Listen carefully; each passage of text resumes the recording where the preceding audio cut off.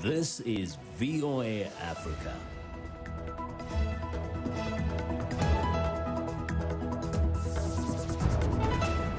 Hello, I'm Esther Githui-Ewart. It's Thursday, July 30th. This is Africa 54. Due to the global outbreak of COVID-19, Voice of America is taking every necessary precaution to safeguard its employees. So our broadcast will look a little different today and in the near future as we, out of an abundance of caution, reduce our staffing at VOA headquarters here in Washington. We're working to help keep you informed about what's going on, and we appreciate you staying with us on Africa 54. The total number of COVID-19 infections continues to soar and has now topped the 17 million mark with nearly 670,000 deaths. The United States continues to lead the world in both categories. With more than 4.4 million total confirmed cases, the U.S. reached another grim milestone in the coronavirus pandemic Wednesday when it passed 150,000 deaths, according to Johns Hopkins University data. The rising number of global COVID-19 cases has researchers racing to develop and test a vaccine to halt the spread of the virus. The U.S. Food and Drug Administration has announced that it could authorize the emergency use of an experimental coronavirus vaccine within a matter of weeks once it meets efficiency standards. The Wall Street Journal says the vaccine is derived from antibody-rich plasma from recovered coronavirus patients. Antibodies are proteins made by the body's immune system to fight off a virus. Two experimental coronavirus vaccines, one developed by researchers at the National Institute of Allergy and Infectious Diseases and manufactured by U.S. biotech firm Moderna, the other developed jointly by U.S.-based Pfizer in collaboration with Germany-based BioNTech, are in the late-stage testing phase. As the number of confirmed COVID-19 infections in Nigeria increases, contact tracing of patients in the country's communities is becoming more difficult for health officials. Nigeria's Presidential Task Force Committee on COVID-19 is criticizing Nigerians who refuse to assist contact tracers due to fear and stigma. But in some communities, local leaders are stepping up to help the tracers do their job. Timothy Obiezu reports from Abuja. Daniel Sila is the town crier in this Abuja village. His job is to disseminate vital information from the village chief to people who live in the community. In recent months, his message has been about COVID-19 and ways to prevent it. He also is helping health officials with their contact tracing mission. They came in their vehicles. I wore coronavirus protection clothing with them. This community was among the first in the Abuja region to record the spread of the coronavirus. First time was about 7, second was about 14. The conclusion, when that test was done, I think it was about 70-something. Health officials have responded by conducting extensive testing here. But as the number of cases grew, so did the difficulty of contact tracing. Village officials like Dogo are helping health workers locate positive cases. And they came with the list.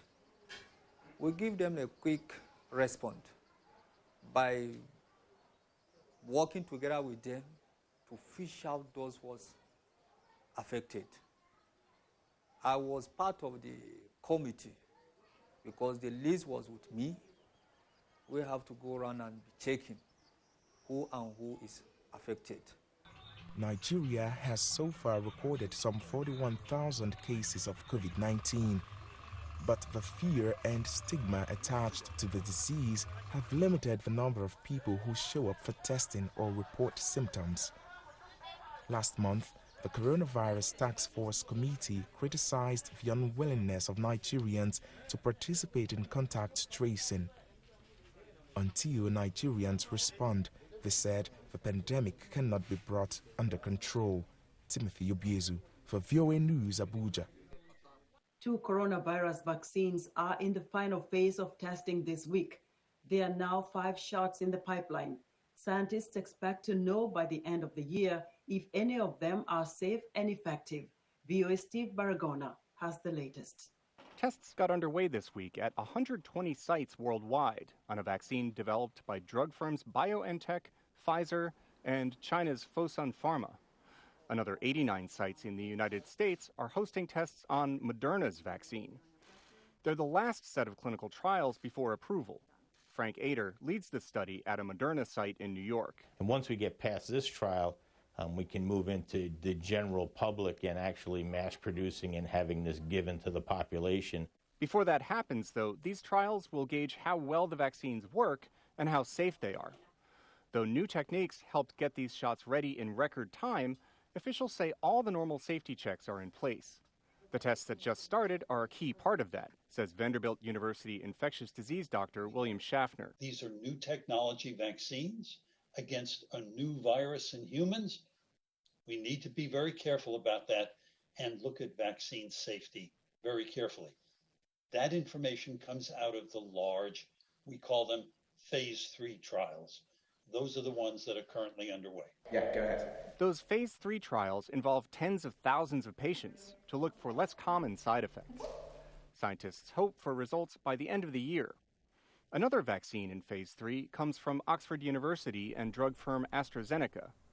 Like the Moderna and BioNTech vaccines, the Oxford shot triggered immune responses in early tests. But that's not enough, says Oxford's project lead, Sarah Gilbert. So we don't know how strong that immune response needs to be. So we can't say just by looking at immune responses whether this is going to protect people or not. And the only way we're going to find out is by doing the large phase 3 trials. Even before those trials produce results, the British government has given companies millions of dollars, and the U.S. government billions, to manufacture the vaccines. That way, some doses will be ready right away if results are positive. Sandy Douglas is with the Oxford team. The vaccine may be available for people in some high-risk groups in the UK by the end of the year, but it won't be made available to everybody immediately. It's likely to be given to the people who have the most to benefit from it, the most to gain from it earliest, and then gradually introduced for other people. U.S. health officials are also discussing who will get the limited supply of first doses, likely beginning with healthcare workers. 2 Chinese companies have vaccines in phase 3 testing in the United Arab Emirates and Brazil. At least 17 other vaccines are in earlier clinical tests around the world. Experts say more is better because different vaccines may work best for different groups of people. Steve Baragona, VOA News. Cases of COVID-19 are increasing daily in the Palestinian West Bank, with the city of Hebron emerging as the virus epicenter. The health and economic crisis have worsened after the Palestinian Authority severed ties with Israel in protest of Israeli plans to annex parts of the West Bank. The World Bank just announced a $30 million grant for emergency aid to the West Bank and to create more jobs. Linda Grantstein reports from Jerusalem. Another funeral in Hebron, a victim of COVID-19's resurgence in the Palestinian West Bank.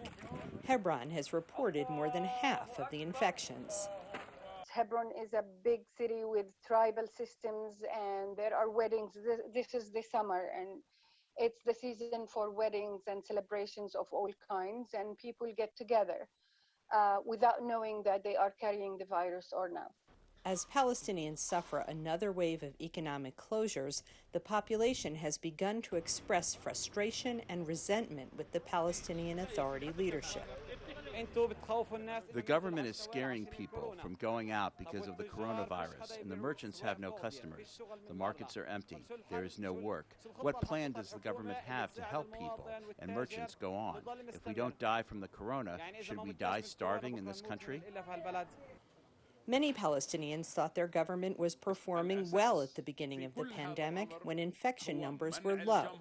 They also supported its decision to cut off all ties and cooperation with Israel after Israel announced it would annex part of the West Bank. The annexation hasn't happened yet. But the breakdown of ties has led to more economic hardship in the Palestinian Authority, and Palestinian health officials say the number of people asking to go to Israel for medical treatment has dropped by 90%. Because of this lack of this stopping of cooperation, the tax revenues that Israel provides to the Palestinian government have not been coming through. And so there's really a shortage of resources in terms of being able to provide the necessary means in terms of healthcare services and supplies. And, but of course, it's important to note that, as an occupying force, Israel is responsible to ensure that healthcare is provided in the occupied territories, and that's essential. Fearing a humanitarian collapse in the Palestinian West Bank, international aid workers are trying to facilitate shipments of medical aid. As seen in this video provided by Chinese state television, one such shipment recently arrived from China. There are huge challenges at the moment with importing humanitarian shipments, and that's related to the suspension of the coordination between Israel and the Palestinian Authority in response to the annexation. So we are working very closely with other UN agencies to find an alternative mechanism to clear those humanitarian shipments. There are some 30 shipments at the moment pending. Palestinians are set to celebrate a major Muslim holiday, Eid al-Adha, the Feast of the Sacrifice. But authorities warn that mass gatherings spread the coronavirus, and many Palestinians say they don't feel much like celebrating. Linda Gradstein for VOA News, Jerusalem. Millions of Syrians have been internally displaced because of the years-long conflict, many trapped in the northern part of the country, where they have been isolated by the fighting and rely almost entirely on food aid to stay alive. Now the coronavirus has spread into the region, and earlier this month, the United Nations voted to stop using one of just 2 international borders open for aid.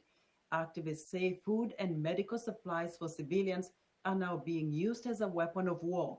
VOA's Heather Murdoch reports from Istanbul with exclusive video and interviews from Idlib, Syria.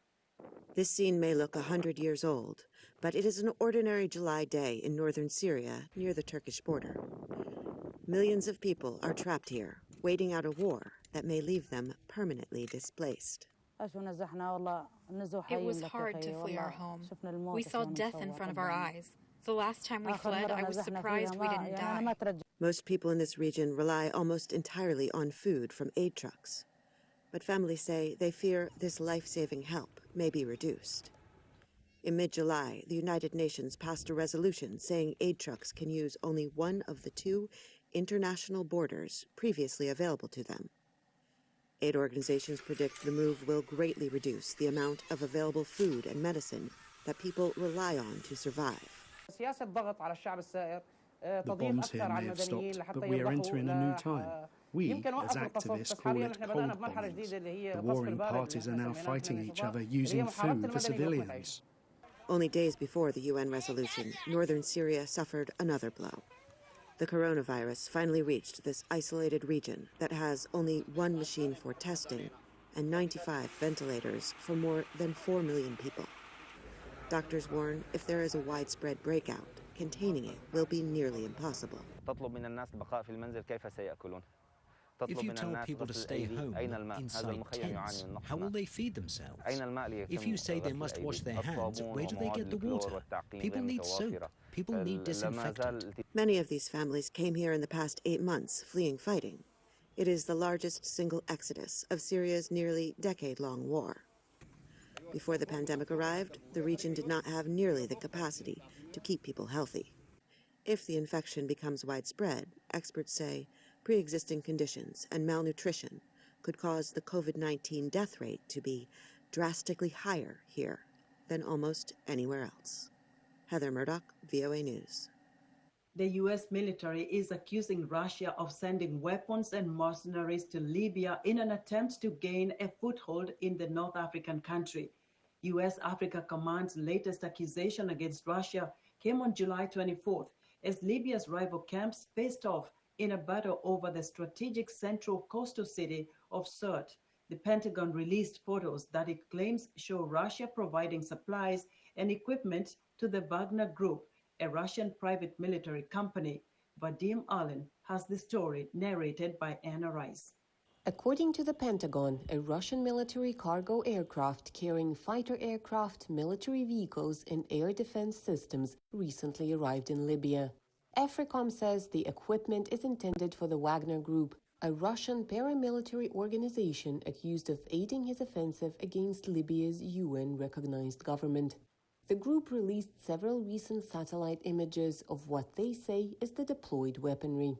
In a statement, Bradford Gehring from AFRICOM said, quote, Russia continues to play an unhelpful role in Libya by delivering supplies and equipment to the Wagner Group. Imagery continues to unmask their consistent denials. The type and volume of equipment demonstrates an intent towards sustained offensive combat action capabilities, not humanitarian relief, and indicates the Russian Ministry of Defense is supporting these operations. End quote. In early July, UN General Secretary Antonio Guterres said that the conflict in Libya has entered a new phase, with foreign interference reaching unprecedented levels. The two major players in the region are Russia and Turkey. Well, I think that Russia and Turkey, their relationship has become increasingly competitive now, not just in Syria, but in Libya, where both have decided to support opposing sides. And now I think that they both just dug in. The oil-rich country is split between two rival administrations battling for power. The UN-recognized Libyan Government of National Accord, or GNA, backed by Turkey, controls the country's capital Tripoli and the northwestern regions of the country. The Libyan National Army, known as the LNA, under the command of Field Marshal Khalifa Haftar, controls the eastern part of the country. He is being supported, among others, by Russia, France, United Arab Emirates, and Egypt. In June, Haftar's troops, supported by Russian paramilitary, seized one of the largest oil fields in the country and the main Libyan export terminal Es-Sider. The U.S. threatened to impose sanctions on Haftar, who is also a U.S. citizen. To further complicate matters, Egypt is threatening to send troops into Libya if the GNA takes over the port town of Sirte on the Gulf of Sidra. For Vadim Allen in Washington, Anna Rice, VOA News. We're excited to hear what you think about Africa 54 and the stories we cover. Join the discussion on Facebook. The address is Africa 54. We're also streaming our broadcast live on Facebook. Please watch and share our show with your friends. Also check out our headlines 24/7 on voaafrica.com. Still to come, a Nigerian chocolatier competes with the best in the global market. We'll be right back. Hello, I'm Linor Moudou, your VOA Health correspondent. During the COVID-19 pandemic, the World Health Organization says the best way to reduce your chances of being infected or spreading coronavirus is to wear a mask to avoid breathing any small liquid droplets which may contain the virus. Regularly wash your hands with soap and water or clean your hands with an alcohol-based hand sanitizer. For more information on COVID-19, visit who.int or contact your local or national health authorities. U.S. Congressman and civil rights icon John Lewis is being laid to rest Thursday after a funeral service in Atlanta, Georgia. Former Presidents Barack Obama, Bill Clinton, and George W. Bush are expected to be among the mourners at the funeral at Ebenezer Baptist Church, a historic site where Dr. Martin Luther King Jr. preached. Obama is expected to speak at the service. Lewis died last week from pancreatic cancer at the age of 80. Lewis served in the U.S. House of Representatives for 33 years as the congressman from Georgia's 5th Congressional District that includes Atlanta. Thursday's services mark the last in a week of celebration of Lewis's life. The United States is pulling almost 12,000 troops from Germany, following through on President Donald Trump's call to reduce the military footprint in a country he describes as delinquent in defense spending. Cindy Sain reports. Several experts say they were stunned by the scope of the U.S. announcement to withdraw almost 12,000 troops from Germany, including moving fighter jets from the Spangdahlem Air Force Base to Italy and the U.S. European Command from Stuttgart to Belgium. It is the biggest shakeup of U.S. forces in Europe since World War II. Defense Secretary Mark Esper said this at the Pentagon. These changes will achieve the core principles of enhancing U.S. and NATO deterrence of Russia, strengthening NATO, reassuring allies, and improving U.S. strategic flexibility and EUCOM operational flexibility. But at the White House, President Donald Trump made clear that he also has other reasons for the sweeping changes. But Germany owes billions and billions of dollars to NATO. And why would we keep all of those troops there? And now Germany's saying it's bad for their economy. Well, it's good for our economy. Germany is delinquent. Trump has had harsh criticism for Germany for years, appearing to view it as an economic threat instead of a close partner. And observers have noted his cool interactions with Chancellor Angela Merkel. Some transatlantic experts say the announcement deals a body blow to the critical U.S.-German relationship, weakens NATO, and delights Russian President Vladimir Putin. But any removal of U.S. headquarters in Germany, which have been there for decades, which are a cement in our relationship not only with Europe but with Germany, it just fundamentally undermines U.S. security interests. I think watchers are clearly surprised at the speed at which the administration is potentially moving forward. Other experts say the move is likely to hurt America's own strategic interests more than it hurts Germany or Europe. Germany has been traditionally and is still a very important hub for U.S. operations in North Africa and the Middle East. There are important logistical centers there, command and control centers, and if you reduce personnel from these hubs, basically your response time will be slower. Security experts say the massive troop reorganization would cost billions of dollars and could take years to complete, and could be reversed if presumptive Democratic candidate Joe Biden wins the November presidential election. Cindy Sain, VOA News, Washington. Lawmakers in Washington Wednesday questioned leaders of 4 top technology companies, Amazon, Apple, Facebook, and Google, about whether they use their dominance in the market to stifle competition. The hearing was an indication of a changed tone in Washington toward what is called big tech. Michelle Quinn has the latest. It was a hearing like no other Wednesday in Washington. 4 tech CEOs testifying under oath over video conference because of the coronavirus pandemic about how their companies operate in the marketplace. Over the past year, the House Judiciary Antitrust Subcommittee has been investigating Google, Facebook, Apple, and Amazon over how they use their market dominance to stamp out competition. The congressional leaders came prepared. Our documents show that Google evolved from a turnstile to the rest of the web to a walled garden that increasingly keeps users within its sites. Why shouldn't Instagram now be broken off into a separate company? And the CEOs defended themselves. I mean, I think with hindsight, it probably looks like obvious that Instagram would have reached the scale that it has today, but at the time it was far from obvious. So we are focused on providing users the information they are looking for. We work hard to earn their trust. We know competition for information is just a click away. Thank you, Mr. Pichai. Around the world, critics, regulators, customers, and partners of big tech were watching. The CEOs were ready too, said Daniel Crane, a law professor at the University of Michigan. But all 4 of these CEOs came very prepared to defend their companies and talk about why they're good for America and have not violated the antitrust laws. I think, Tim Cook had the sort of cleanest antitrust line when he said Apple has no market power in any relevant market. For all the political theater, the hearing sent a strong signal that the tone has changed in Washington about pursuing these companies for violations of antitrust law, said William Kovacic, a former commissioner of the Federal Trade Commission. The lawmakers are sending a message to regulators. Act, he said. We expect an aggressive pursuit by the agencies now of new cases, and we expect them to have a much greater taste for risk, to be more ambitious. And if you lose a case here and there, so be it. Lawmakers also may seek to strengthen antitrust laws, he said. And I think we're going to get a proposal for a new regulatory framework, either a new standalone regulator for platforms or a new mandate, probably for the FTC, to regulate platforms in different ways.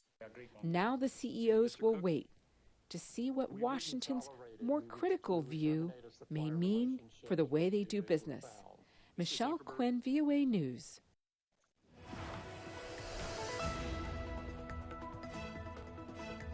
In our business report, Nigeria is not known for chocolate, but one entrepreneur wants to change that.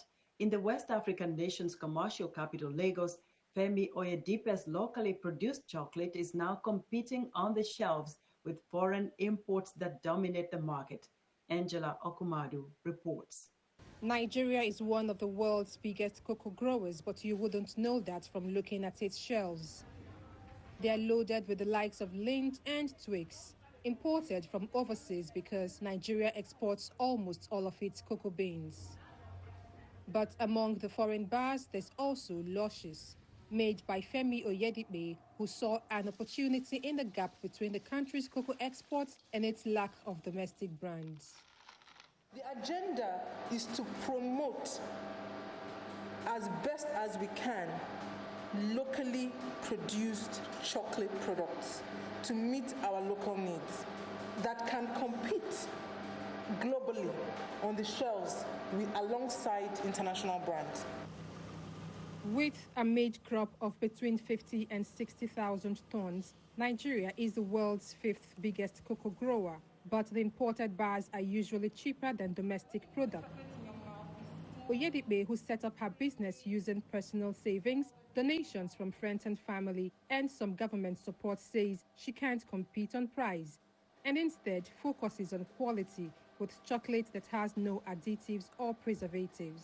Luscious chocolate is that little drop of water trying to make a mighty ocean. We're doing our best, to create and add value in that sector in Nigeria. So it will take, a lot more people wanting to do this to have the sort of impact that we are wanting to have. Part of the challenge is infrastructure. Luscious in the commercial capital Lagos faces an erratic power supply and is often forced to run on a power generator for days at a time as Oyedipe grinds cocoa beans. But the challenges are not getting in the way of her ambition. Having started out in 2016 turning 60 kilograms of beans into chocolate per quarter, she now gets through 6 tons a year, and eventually wants to expand to a factory with a capacity of 72 tons. That was Angela Okumadu of Reuters reporting. And that's our show for today. Be sure to watch Africa 54 on our website at voaafrica.com. From all of us here in Washington, thank you for watching.